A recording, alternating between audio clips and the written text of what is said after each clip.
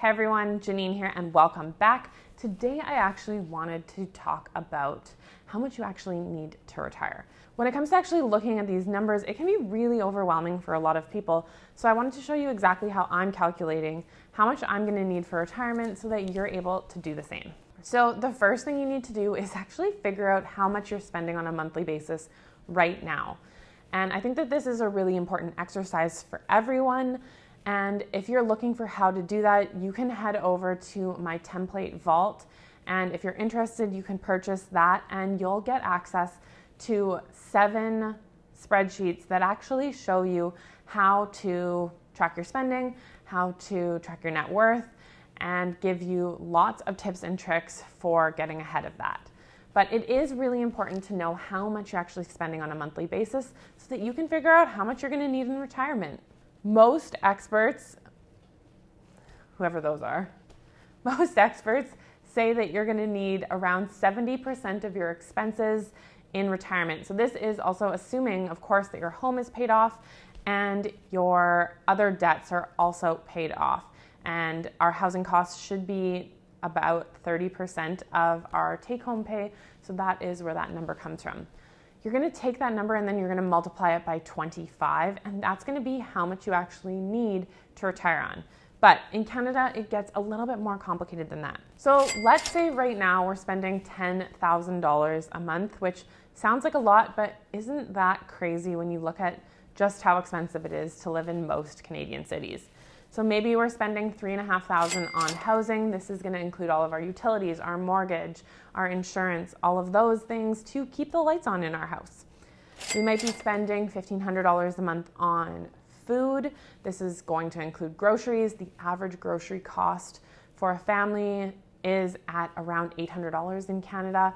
I know most people are spending more than that, especially if you're eating out at any point during the month. Perhaps you're paying $1,000 a month on transportation. So this could be bus passes, this could be car payments. This is also going to be insurance on your vehicles as well as gas.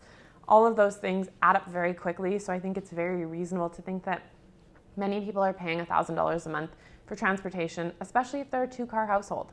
In Alberta, we have moved to a flat fee for childcare, which is $326 a month. And I know that we're very fortunate to be in that position. My hope is that it continues to drop for all provinces and all cities and also get down to that $10 a day mark. But I'm gonna say $326 a month for childcare.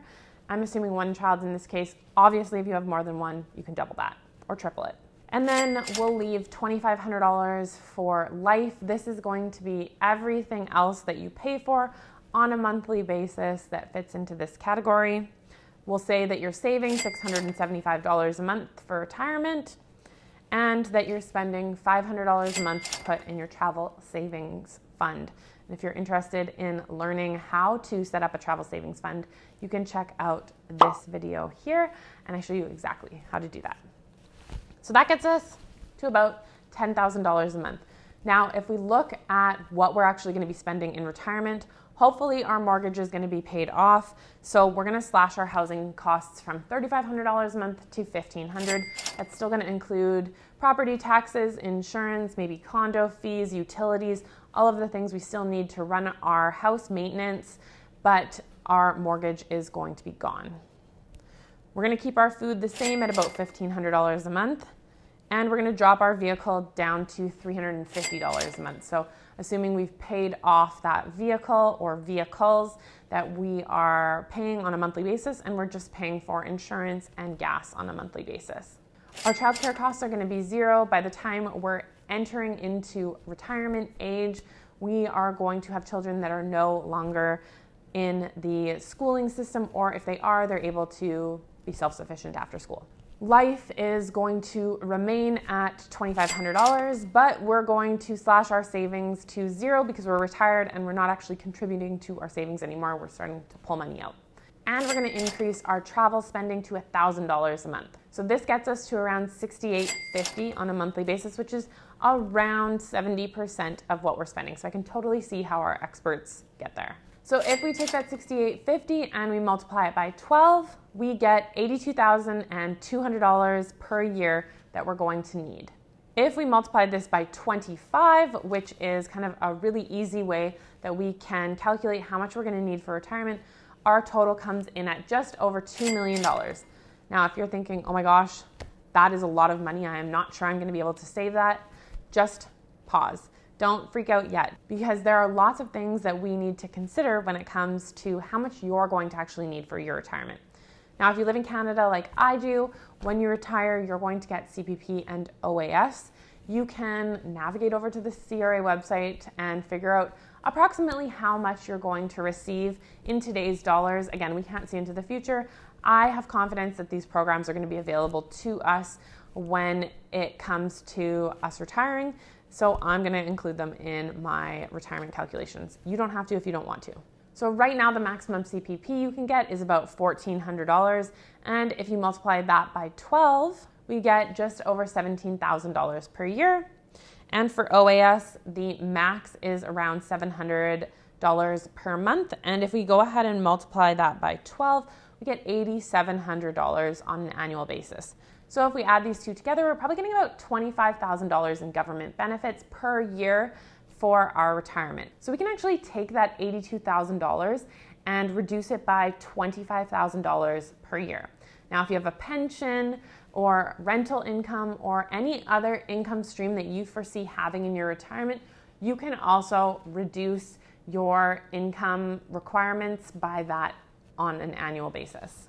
So if we take that $82,000 and we reduce it by that $25,000, which most Canadians will be in this situation, we are left with $57,000 per year that we're going to need to pull out of our retirement or have passive income streams that actually create $57,000 in annual income per year.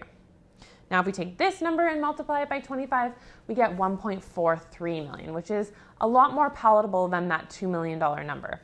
And so if we want to figure out whether or not we're close to achieving that goal or if our money is actually going to grow to that, we can take that 1.43 million and do a present value calculation. So you can just pop over to any present value calculator. I'm going to go ahead and actually use 8% returns. If I never contribute another dollar, how much do I need to have currently if I want to have $1.43 million in retirement? If I'm 35, I need $142,000 put away in investments. If I'm 45, I am going to need just over $300,000 as a benchmark that will grow for 20 years into that $1.43 million. And if I'm 55, I'm going to need $662,000. So you can see as you get closer to retirement, you're going to need more money put away in your investments, which makes sense, to ultimately grow into that $1.43 million. And so I think that this gives a really good high level understanding of what you need to hit in terms of milestones when it comes to funding your own retirement. And again, if you have pensions or rental income, you can also include those as income streams and reduce how much you're actually going to need on an annual basis when it comes to retirement. Now, nobody can see into the future. I have no idea what the stock market's going to do, but I will say on average, the stock market returns about 10% per year. So if you're thinking 8% is high, I want to remind you that the average return of the stock market is 10% per year. So if you're not getting close to those double-digit returns, you need to reevaluate what's going on in your portfolio, especially if you're young, because you have the ability to take risk. And if you're interested in how you can actually learn about building an investment portfolio that pays you passive income, you can head over to the description in this video and check out my dividends masterclass, where I teach you what you need to know to build a dividend portfolio that's going to pay you on a monthly basis. And this is a great strategy for building an income stream that is going to sustain you in retirement. So I hope you enjoyed this video. If you have any questions about retirement calculations, please leave them in the comment section below. And please make sure that you like and subscribe to my channel, and I will see you next week.